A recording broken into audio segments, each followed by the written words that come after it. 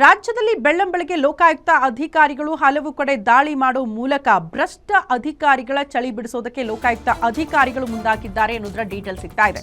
ರಾಜ್ಯದಲ್ಲಿ ಬಹುತೇಕ ಕಡೆ ಬೆಳ್ಳಂಬೆಳಗ್ಗೆ ಲೋಕಾಯುಕ್ತ ಅಧಿಕಾರಿಗಳು ಬಿಗ್ ಶಾಕ್ ಕೊಟ್ಟಿದ್ದಾರೆ. ಭ್ರಷ್ಟ ಅಧಿಕಾರಿಗಳಿಗೆ ಬಿಸಿ ಮುಟ್ಟಿಸಿದ್ದಾರೆ ಲೋಕಾಯುಕ್ತ ಅಧಿಕಾರಿಗಳು. ರಾಜ್ಯದಾದ್ಯಂತ ಬಹುತೇಕ ಜಿಲ್ಲೆಗಳಲ್ಲಿ ಲೋಕಾಯುಕ್ತ ರೇಡ್ ಆಗಿದೆ ಅನ್ನೋದರ ಡೀಟೇಲ್ಸ್ ಇದು.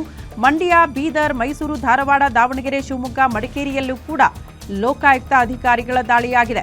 ದಾಳಿ ನಡೆಸಿ ಪರಿಶೀಲನೆ ಮಾಡುತ್ತಿದ್ದಾರಂತೆ ಸದ್ಯ ಲೋಕಾಯುಕ್ತ ಅಧಿಕಾರಿಗಳು. ಬೆಳಗ್ಗೆಯಿಂದಲೂ ಕೂಡ ಅಧಿಕಾರಿಗಳ ನಿವಾಸದಲ್ಲೇ ಶೋಧ ಆಗ್ತಾ ಇದೆ ಅನ್ನೋದರ ಡೀಟೇಲ್ಸ್ ಸದ್ಯ ಸಿಗ್ತಾ ಇದೆ. ಬೆಂಗಳೂರು, ಮಂಡ್ಯ, ಬೀದರ್, ಮೈಸೂರು, ಧಾರವಾಡ ಇಲ್ಲೆಲ್ಲ ಕೂಡ ದಾಳಿಯಾಗಿದೆ ಅನ್ನೋದರ ಡೀಟೇಲ್ ಸಿಗ್ತಾ ಇದೆ. ಶಿವಮೊಗ್ಗ, ದಾವಣಗೆರೆ, ಮೈಸೂರು, ಹಾವೇರಿ ಈ ಭಾಗದಲ್ಲಿರುವಂತಹ ಭ್ರಷ್ಟ ಅಧಿಕಾರಿಗಳ ಚಳಿ ಬಿಡಿಸೋದಕ್ಕೆ ಲೋಕಾಯುಕ್ತ ಅಧಿಕಾರಿಗಳು ಮುಂದಾಕಿದ್ದಾರೆ ಅನ್ನೋದರ ಡೀಟೇಲ್ ಸಿಗ್ತಾ ಇದೆ. ಪ್ರಮುಖವಾಗಿ ಲೋಕಾಯುಕ್ತ ರೇಡ್ ಆಗೋದು ಈ ಜನಸಾಮಾನ್ಯರಿಂದ ಯಾವಾಗ ದುಡ್ಡು ಪೀಕೋದಕ್ಕೆ ಅಧಿಕಾರಿಗಳು ಮುಂದಾಗ್ತಾರಲ್ಲ, ಸಾಲು ದೂರ ಬಂದಿರುತ್ತೆ ಸಾರ್ವಜನಿಕರಿಂದಲೇ. ಈ ರೀತಿ ಯಾವುದೇ ಕೆಲಸಗಳಾಗಬೇಕಂದ್ರೂ ಕೂಡ ಲಂಚಕ್ಕೆ ಡಿಮ್ಯಾಂಡ್ ಮಾಡ್ತಿದ್ದಾರೆ, ಅಷ್ಟು ಲಂಚ ಪಡ್ಕೊಂಡಿದ್ದಾರೆ, ಇಷ್ಟು ಲಂಚ ಪಡ್ಕೊಂಡಿದ್ದಾರೆ ಅಂತ. ಆ ರೀತಿ ಸಾಲು ದೂರುಗಳು ಬಂದಾಗ ಲೋಕಾಯುಕ್ತ ಅಧಿಕಾರಿಗಳು ತಿಂಗಳಾನುಗಟ್ಟಲೆ ಅಧಿಕಾರಿಯ ಚಲನವಲನ ಎಲ್ಲ ಗಮನಿಸಿ ನಂತರ ಈತ ಒಬ್ಬ ಭ್ರಷ್ಟ ಅಧಿಕಾರಿ ಅಂತ ಗೊತ್ತಾದ ಬಳಿಕನೇ ಈ ರೀತಿ ರೇಡ್ ಆಗೋದು.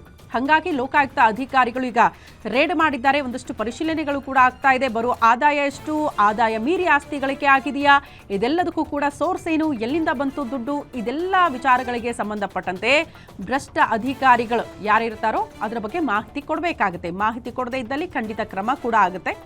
ನೋಡ್ತಾ ಇದ್ದೀರಲ್ಲ ಎಲ್ಲೆಲ್ಲಿ ಯಾವ ರೀತಿ ಲೋಕಾಯುಕ್ತ ಅಧಿಕಾರಿಗಳು ಶಾಕ್ ಕೊಟ್ಟಿದ್ದಾರೆ ಅಂತ. ಪ್ರಮುಖವಾಗಿ ಬೆಂಗಳೂರಿನಲ್ಲಿ ಕುಮಾರಸ್ವಾಮಿ RTO ಅಂತೆ, ಅವರ ನಿವಾಸದ ಮೇಲೂ ಕೂಡ ಲೋಕಾಯುಕ್ತ ಅಧಿಕಾರಿಗಳ ದಾಳಿಯಾಗಿದೆ. ಮಂಡ್ಯದಲ್ಲಿ ಪುಟ್ಟಸ್ವಾಮಿ, ನಗರ ಪಾಲಿಕೆ CO ಅವರ ಮನೆ ಮೇಲೂ ಕೂಡ ದಾಳಿಯಾಗಿದೆ. ಬೀದರ್ನಲ್ಲಿ ಪ್ರೇಮ್ ಸಿಂಗ್, ಕೃಷ್ಣಾ ಮೇಲ್ದಂಡೆ ಯೋಜನೆಯ ಮುಖ್ಯ ಇಂಜಿನಿಯರ್ ಅಂತೆ, ಅವರ ನಿವಾಸದಲ್ಲೂ ಕೂಡ ಲೋಕಾಯುಕ್ತ ಅಧಿಕಾರಿಗಳು ದಾಳಿ ಮಾಡಿ ಪರಿಶೀಲನೆ ಮಾಡುತ್ತಿದ್ದಾರೆ. ಮೈಸೂರು ರಾಮಸ್ವಾಮಿ C ಕೂಟಗಳ್ಳಿ ಅವರ ನಿವಾಸದಲ್ಲೂ ಕೂಡ ದಾಳಿಯಾಗಿದೆ. ಹಾಗಾಗಿ ಅಲ್ಲೂ ಕೂಡ ಪರಿಶೀಲನೆ ಆಗ್ತಾ ಇದೆ. ಧಾರವಾಡದಲ್ಲಿ ಸುಭಾಷ್ ಚಂದ್ರ ಅವರ ನಿವಾಸದ ಮೇಲೂ ಕೂಡ ದಾಳಿಯಾಗಿದೆ, ಅಲ್ಲೂ ಕೂಡ ಪರಿಶೀಲನೆ ಆಗ್ತಾ ಇದೆ ಅನ್ನೋದರ ಡೀಟೇಲ್ ಸಿಗ್ತಾ ಇದೆ.